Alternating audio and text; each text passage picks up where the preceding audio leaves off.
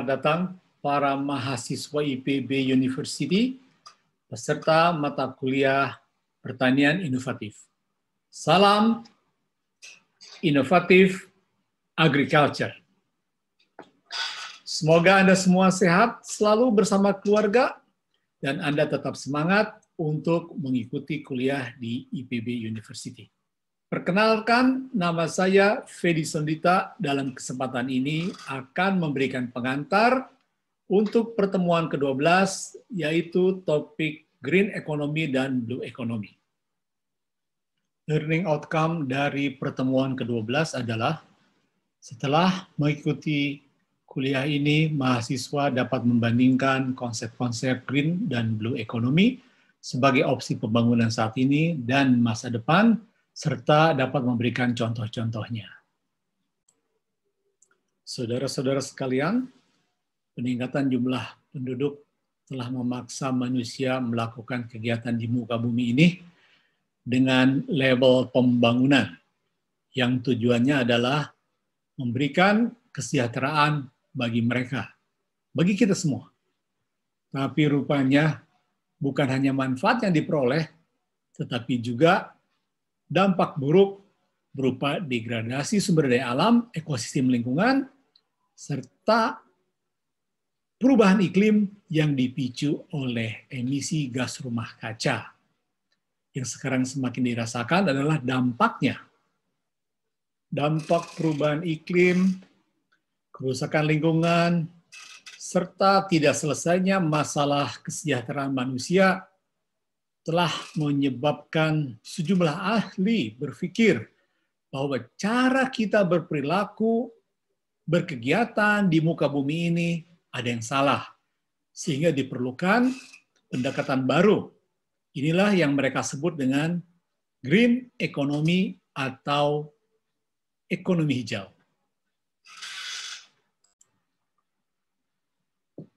Ekonomi hijau dirumuskan sebagai tatanan ekonomi di mana berbagai kegiatan manusia menghasilkan karbon sedikit atau seminimum mungkin, kemudian penggunaan sumber daya yang seefisien mungkin, dan inklusif secara sosial. Artinya banyak masyarakat terlibat dan banyak masyarakat dapat menikmati kegiatan ekonomi tersebut. Dalam ekonomi hijau, penambahan lapangan pekerjaan dan peningkatan penghasilan masyarakat didorong oleh investasi pemerintah dan kalangan swasta. Untuk apa? Untuk membangun bentuk-bentuk kegiatan produktif, pembangunan infrastruktur dan aset yang akan mengurangi gas rumah kaca, terutama karbon dan bahan polusi lainnya, serta meningkatkan efisiensi penggunaan energi dan sumber daya, dan juga mencegah kehilangan keanekaragaman hayati dan degradasi lingkungan atau ekosistem. Yang terakhir inilah kiranya yang merupakan ciri dari ekonomi hijau ini. Sekarang mari kita lihat apa sesungguhnya tujuan dari ekonomi hijau. Ada dua tujuan. Nomor satu adalah mewujudkan konsumsi dan produksi yang berkelanjutan. Bagaimana caranya? Yaitu dengan memperbaiki proses produksi dan praktek konsumsi yang harus sesuai dengan ciri-ciri tadi, yaitu mampu mengurangi penggunaan sumber daya, meminimumkan limbah yang dihasilkan dan emisi karbon di seluruh siklus proses produksi dan produknya. Ya, perhatikan, di seluruh siklus proses produksi dan produknya. Jadi bukan hanya hasil akhirnya, bukan hanya prosesnya, tapi harus kedua-duanya. Tujuan kedua, memastikan ada efisiensi penggunaan sumber daya. Bagaimana caranya? Menerapkan cara memanfaatkan sumber daya yang menghasilkan nilai produk dan jasa yang mampu mengurangi jumlah sumber daya yang digunakan dan mengurangi emisi per satuan produk atau jasa. Ini adalah semacam indikator atau ukurannya. Baik, berikutnya adalah sebuah video yang menjelaskan tentang bagaimana hubungan antara pertanian dan green economy Yang ini bisa Anda saksikan setelah video pengantar ini. Sekarang, mari kita lihat beberapa contoh dari kegiatan dalam konteks ekonomi hijau tersebut. Anda pasti sudah mendengar kendaraan yang ramah lingkungan, mesin yang ramah lingkungan, peralatan yang ramah lingkungan, produk konsumsi yang ramah lingkungan, air minum yang bersih dan aman serta berlabel hijau, dan sebagainya yang berlabel hijau. Mungkin Anda juga pernah mendengar komputer dengan material atau bahan daur ulang. Anda juga pasti pernah menyaksikan atau memegang kertas daur ulang. Dan juga makanan yang menyehatkan. Mungkin juga bohlam yang hemat energi dan ramah lingkungan. Dan kalau yang dikonsumsi, ini adalah salah satu produk yang termasuk bagian output dari ekonomi hijau, yaitu bertani secara hidroponik. Ya. Nah, selanjutnya, mari kita review, tinjau, ya, tentang pemanfaatan produk-produk dari green technology dalam kehidupan sehari-hari.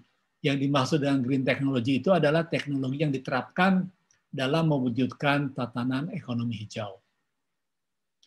Anda silakan pertimbangkan, pilih satu barang yang diakui produsennya sebagai produk teknologi hijau atau produk yang ramah lingkungan. Kemudian Anda cari tahu, ya, berapa harga barang tersebut, barang produk teknologi hijau, dan berapa harga barang alternatif, barang yang sama yang diproduksi dengan teknologi konvensional. Lalu Anda bandingkan harga kedua barang tersebut. Apakah produk teknologi hijau lebih murah dari produk lainnya? Kemudian Anda boleh mulai berpikir, ya, kenapa harga kedua barang tersebut berbeda? Saya nggak tahu kesimpulan Anda itu bagaimana. Ya, jika produk teknologi hijau lebih mahal, kira-kira akan banyak tersedia nggak di pasar? Dan jika produk tersebut lebih mahal, kira-kira apakah akan banyak orang yang menggunakannya atau mengkonsumsinya? Oke. Nah, kemudian jika memang produk teknologi hijau itu masih mahal, apa saran Anda? Anda perlu renungkan. Ya, mungkin nanti ada diskusi dengan dosen Anda. Berbagai para ahli melihat bahwa ternyata maksud dari green economy bagus, tetapi ada kekurangannya. Nah, inilah dia yang dapat disimpulkan dari kekurangan tatanan green economy tersebut. Ya. Produk hasil green technology tidak selalu dapat dinikmati oleh orang banyak. Kadang bersifat eksklusif karena harganya mahal. Artinya hanya orang tertentu saja yang bisa menggunakannya, membelinya, memanfaatkannya. Dan jumlah barangnya sedikit. Karena jumlah barangnya sedikit, penggunanya sedikit, para ahli melihat bahwa kontribusi dari tatanan ekonomi hijau tersebut masih terbatas. Artinya apa?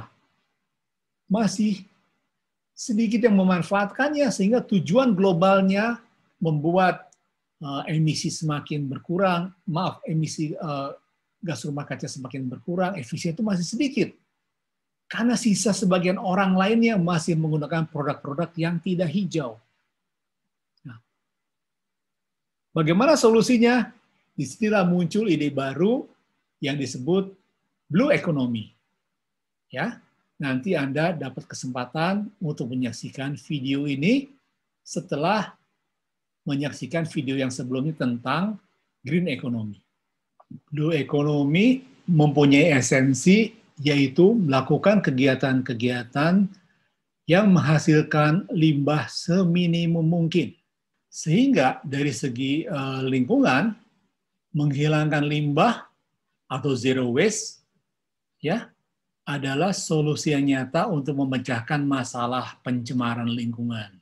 Nah, kemudian kalau kegiatan tersebut bisa menghasilkan limbah seminimum mungkin, artinya mereka memanfaatkan bahan baku secara maksimum secara efisien. Nah, jika bahan baku tersebut berasal dari sumber daya yang dapat pulih atau renewable resources, atau seperti dari makhluk hidup, ikan, hutan, tumbuh-tumbuhan, hewan, dan lainnya, maka laju pemanfaatan sumber daya ini akan bisa dikembalikan ke tingkat yang lestari. Seperti Anda tahu, sekarang banyak pemanfaatan sumber daya alam sudah melebihi tingkat lestarinya, sehingga potensinya makin berkurang, makin menurun, bahkan punah. Nah, jika kita menerapkan blue economy ini, kita tidak perlu terlalu banyak menggunakan sumber daya itu. Nah, sekarang mari kita lihat bagaimana dari sudut pandang industri. Ya, zero emission atau zero waste berarti industri tersebut akan memiliki daya saing yang lebih tinggi karena mereka berproduksi lebih efisien. Mereka memanfaatkan bahan baku secara maksimum. Artinya, menghasilkan produk lebih banyak dari bahan baku yang lebih sedikit. Bukankah itu tujuan industri? Nah, lalu zero emission atau zero waste ini bisa dianggap sebagai suatu standar baru terkait dengan efisiensi yang setara dengan pemahaman total quality management, zero defects, tidak ada kerusakan, atau juga tepat waktu, just in time. Bagaimana blue economy dari sudut pandang pemerintah? Pemerintah harus melihat bahwa kalau sumber daya dimanfaatkan secara maksimum, tidak ada limbah, maka pemanfaatan limbah oleh proses produksi lain akan menimbulkan industri baru yang berarti ada tambahan lapangan kerja, bahkan produktivitas. Ya, inilah dia esensi dari blue economy. Memanfaatkan limbah menjadi bahan baku kegiatan lain sehingga limbah itu berkurang dan seterusnya. Saudara-saudara sekalian, zero waste atau zero emission itu adalah kunci esensi dari pendekatan blue economy. Zero waste atau tidak ada limbah ini bisa terjadi jika suatu limbah yang dihasilkan oleh suatu industri itu menjadi bahan baku industri lain. Kemudian, jika industri lain tersebut berproses, lalu menghasilkan produk dan juga menghasilkan limbah berikutnya, dan limbah berikutnya itu dijadikan bahan baku untuk industri lain, maka secara keseluruhan jumlah limbah menjadi berkurang. Ini sesungguhnya proses alamiah, proses yang terjadi di alam yang tidak tersentuh manusia, yang namanya bangkai, yang namanya kotoran dari makhluk hidup, dari komponen ekosistem makhluk hidup yang ada di sana, itu nggak pernah jadi limbah. Mengapa? Karena semua akan dimanfaatkan oleh makhluk hidup lain. Nah, prinsip inilah yang diadopsi oleh ZERI, suatu institusi yang bergerak mempromosikan penerapan blue economy. ZERI adalah singkatan dari Zero Emission Research and Initiative. Mereka telah menghasilkan sejumlah inovasi yang dapat kita saksikan daftarnya di sini sebagian. Ini adalah contoh dari inovasi yang ada tercantum di situs ZERI. Nomor 1 adalah pemanfaatan vortex, yaitu gerakan air yang melingkar karena gravitasi bumi untuk membersihkan air. Kemudian yang kedua adalah inovasi memanfaatkan lalat tentara yang suka makan bahan-bahan organik, ya. Sebelum jadi lalat, ulat-ulatnya dapat dijadikan pakan ikan maupun pakan ternak. Lalu nomor 3 ini adalah inovasi pemanfaatan limbah kopi sebagai media untuk menumbuhkan jamur. Kalau inovasi keempat adalah bagaimana membangkitkan listrik dari suara sehingga penerapannya dalam telepon, ya, suara yang keluar digunakan untuk membangkitkan listrik yang kemudian akan mengantarkan sinyal suara ke telepon penerima dan seterusnya. Nah, inovasi-inovasi ini sebenarnya digali dari proses yang sudah ada, yang sudah terjadi di alam. Namun diabaikan atau terabaikan dan belum dimanfaatkan oleh manusia. Nah, saya anjurkan Anda bisa mengunjungi situs ini untuk melihat inovasi lainnya, dan mungkin Anda akan mendapatkan inspirasi untuk mengembangkan inovasi yang baru. ZERI sebagai institusi penggiat Blue Economy ini punya cita-cita memperbaiki penyediaan air tawar, pangan, perumahan, dan lain-lain, sekaligus memperbaiki lingkungan hidup kita. Ya, ini sangat ideal sekali, ya. Dan mereka mengklaim membangun sains, ya. Sainsnya ada 4. Nah, 2 yang pertama ini adalah memanfaatkan harmoni dan interaksi di antara 5 kelompok makhluk hidup, yaitu bakteri, alga, jamur, tumbuh-tumbuhan, dan hewan. Kemudian, ini adalah yang kedua, 5 Design Principle, suatu kerangka kerja untuk meniru alam. Jadi dalam mengembangkan Blue Economy, ZERI mencoba meniru apa yang terjadi di alam, proses-proses interaksi di antara kelima kingdom tersebut. Kemudian, mereka juga mengembangkan 5 kecerdasan untuk belajar. 5 kecerdasan tersebut adalah emotional, kemudian academic knowledge atau pengetahuan akademis, kemudian artistik atau rasa seni, cita rasa, kemudian ekoliterasi atau system thinking, dan kecerdasan berupa kapasitas untuk mewujudkan sesuatu. Mereka juga mengadopsi 12 aksioma ekonomi yang menjadikan mereka bagaimana berbisnis. Ya, saya bacakan sebagian saja. Cita-citanya menggabungkan tujuan ekonomi, sosial, dan lingkungan. Ya, kemudian memproduksi output dengan input yang lebih sedikit. Ini adalah efisiensi. Kemudian meningkatkan total produktivitas sambil menghasilkan pekerjaan. Ya, kemudian, nah yang nomor 5 nih, membuat harga dari produk utama semakin murah. Ya, ingat, ini sebenarnya dia menjawab persoalan dari green economy yang kebanyakan produknya itu mahal dan sebagainya. Ini bisa Anda pelajari langsung ya. Baik, sekarang mari kita lihat. Jadi kalau Blue Economy itu diterapkan, apa yang terjadi sesungguhnya di dunia ini? Ini benar-benar suatu apa ya? Suatu impian. Nah, jadi Blue Economy itu dikatakan terwujud jika kesehatan dan lingkungan yang terbaik diperoleh dengan ongkos yang paling murah, seperti alam menyediakan semuanya untuk manusia. Itu kan ini cita-cita kita. Jangan sampai untuk dapatkan air bersih dan bagus kita harus bayar. Nah, ini Blue Economy seperti itu. Ya. Kemudian model bisnisnya yang sangat inovatif itu dalam rangka memenuhi kebutuhan dasar. Ya. Ini semua di atas kebutuhan dasar semua kan, kesehatan lingkungan, keamanan dan lain-lain ya. Kemudian daya saing dari Blue Economy itu apa? Memanfaatkan potensi lokal yang belum tersentuh. Nah, kita harus yakin di setiap lokasi sebenarnya ada potensi-potensi tersebut.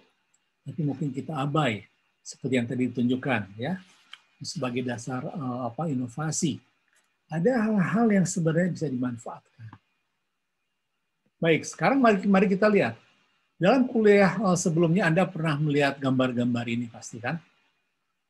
Yang jadi tantangan, Apakah kita dapat mengembangkan konsep-konsep ini dengan proses-proses alamiah?